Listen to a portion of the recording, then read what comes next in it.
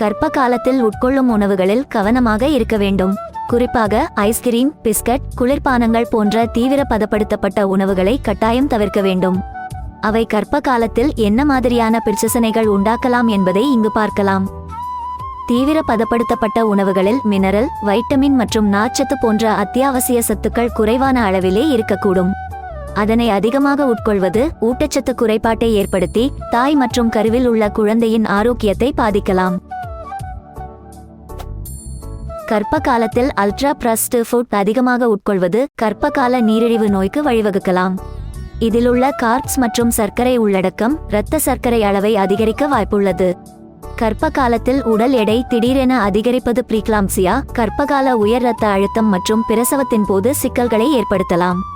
இதில் அதிக கலோரிகளும் குறைவான ஊட்டச்சத்தும் இருக்கிறது.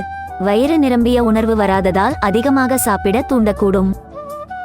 தீவிர பதப்படுத்தப்பட்ட உணவுகளை அதிகமாக உட்கொள்ளும் கர்ப்பிணி பெண்களுக்கு குறைப்பிரசவம் ஏற்படுவதற்கான வாய்ப்புகள் அதிகம் இருப்பதாக நிபுணர்கள் கூறுகின்றனர். இந்த வகையான உணவுகளில் சேர்க்கப்படும் செயற்கை கலவைகள் குடலில் நல்ல பாக்டீரியாவை பாதித்து செரிமான பிரச்சனைகளை உண்டாக்க செய்யலாம்.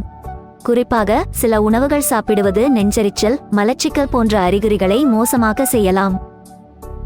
தீவிர பதப்படுத்தப்பட்ட உணவுகளில் ஊட்டச்சத்து சுத்தமாக இல்லாததால் கருவளர்ச்சியில் தாக்கத்தை உண்டாக்கலாம். பிறக்கப் போகும் குழந்தையின் உடல் எடை குறைவாக இருப்பதற்கான சாத்தியக்கூறுகள் உள்ளது. கர்ப்ப காலத்தில் உண்டாகும் ஹார்மோன் மாற்றங்கள் பெண்களின் மனநிலையை பாதிக்கக்கூடும். அச்சமயத்தில் பதப்படுத்தப்பட்ட உணவுகளை அதிகமாக உட்கொள்வது கவலை அல்லது மனச்சோர்வின் அறிகுறிகளை மோசமாக்க வாய்ப்புள்ளது.